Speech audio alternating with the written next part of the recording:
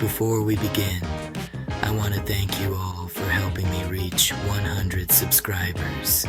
You all are the best. Now, a special shout out to this man Ty, aka Dark Shadow Live, for helping me with this special. I hope you all enjoy this little gift to you all. Now then, Mr. Ty, take it away.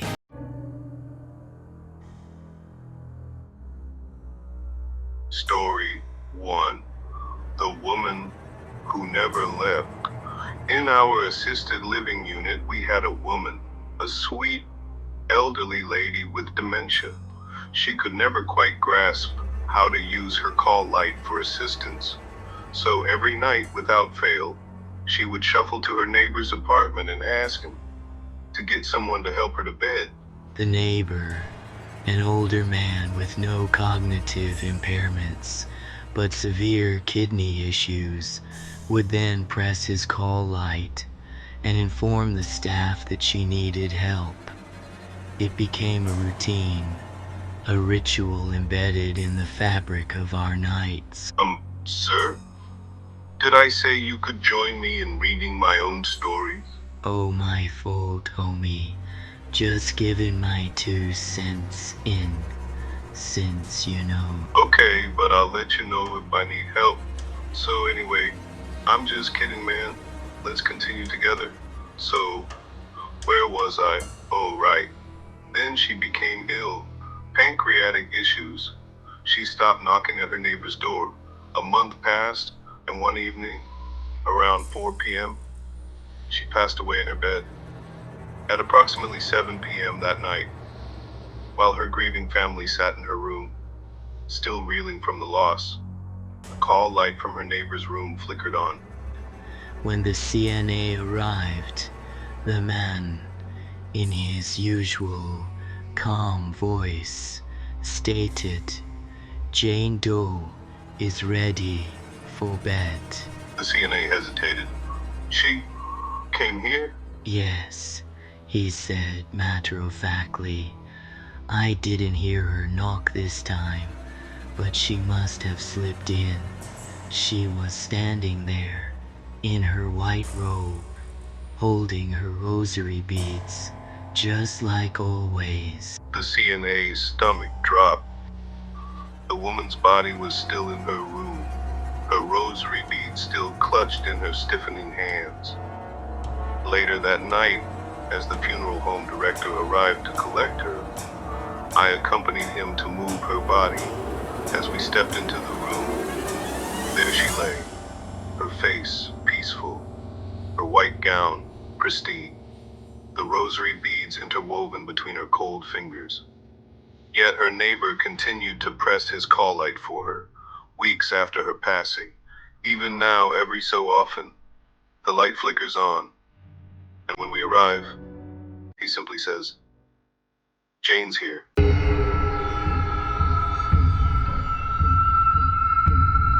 Story 2. The Restless Spirits of Oncology. I work in an adult oncology unit. Here, death is not an unexpected visitor. It is a permanent resident. Patients come and go, but many never leave.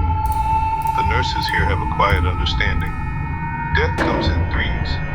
We can go weeks without a passing, only to have 3, 4, or even 6 deaths clustered together within days. One particular week, we had 2 patients pass away during a single night shift. One of them was a roommate, a woman who had been with us for a long time, slowly fading away. By morning, a new patient occupied her bed. As I was orienting the new patient, explaining the remote controls for the TV, lights, and call system, I set the remote on her bed. Instantly, the TV turned on by itself, flipping through channels at a speed too rapid for any normal function. "No, thank you. I don't want to watch TV right now," the patient said, assuming I was the one changing the channels, but I wasn't touching it. I tried turning it off. The remote was unresponsive. I unplugged it from the wall. Still, the channels continued to change, flickering through static and random networks.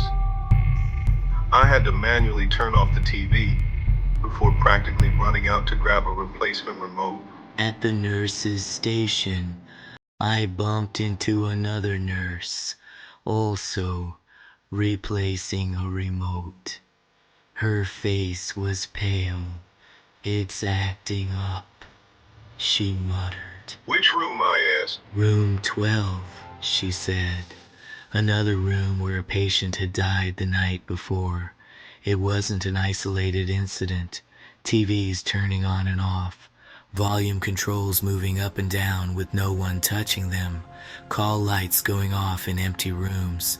One nurse saw a sink turn on by itself.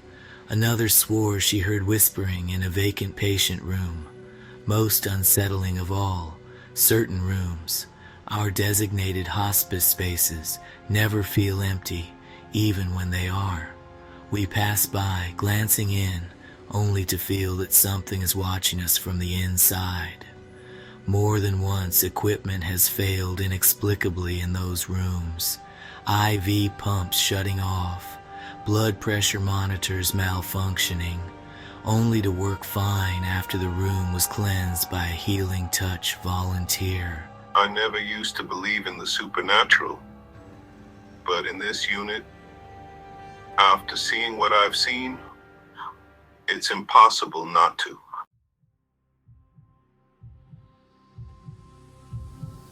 Story 3. The Possessed Patient. A veteran security guard once told me a story, one that still makes my skin crawl. He was working in the emergency psych unit one night when a particularly combative, hyper-religious patient was brought in. The man was violent, uncontrollable, and eventually had to be restrained in 4-point restraints on a heavy hospital bed. The security guard and his co-worker were called in to assist as the staff attempted to calm him. Then the patient began speaking in tongues. At first it was just disturbing gibberish, but then as he screamed and writhed, the bed, this massive heavy hospital bed, began to lift off the floor, one side then the other. I was frozen, paralyzed by what I was witnessing. The bed continued to rise and fall as if some unseen force was tilting it from beneath. The nurses stood motionless, their faces drained of color. Then suddenly the patient stopped convulsing. He stared directly at me, his eyes empty, soulless, and smiled. "You saw, didn't you?" he whispered. The guard backed out of the room the moment the bed settled. Outside, shaken, he turned to his bud. "That didn't just happen, right?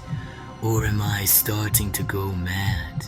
His co-worker, usually a skeptic, nodded. "Nah, I saw what you saw, and I don't want to talk nor think about it." Story 4. The Boy in the Locked Room. I work in a semi-new hospital, only about 30 years old, but it was built on the grounds of a much older psychiatric facility. That old building had its fair share of tragedies, including several suicides. Over the years, my coworkers have whispered about hauntings, doors opening on their own, shadows moving in empty hallways. I always brushed it off until one night. A coworker called me down to the pediatric unit in the basement.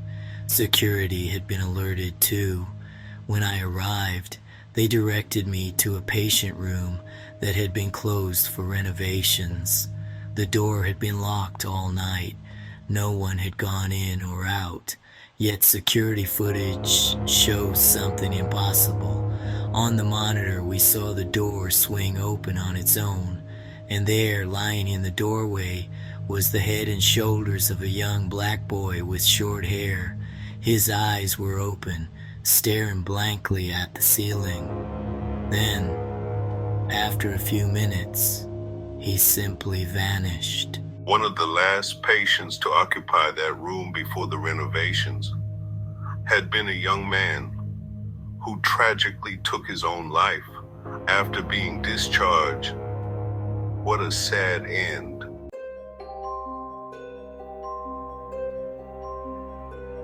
Well, Ty, you sure have a bunch of stories, some very creepy tales in working, if I do say so myself. You did great, so thanks. But viewers, if you enjoyed this video, give me a big fat like, subscribe for more, and hit the bell icon so that you can see more specials like this when they come out. Other than that, I've had a load of fun making this one. The tricky part was the voice to be just right, but I think I managed decently. But as of now, I'm working on the next milestone video with another special guest. So you don't want to miss my 200 subscriber special in the not so distant future. Like, it's crazy how fast we are growing. As of this recording, we're at 112, which is insane shortly after reaching 100 subs. You guys rock, really. But now I must return to my work. So until the next one, we're always watching.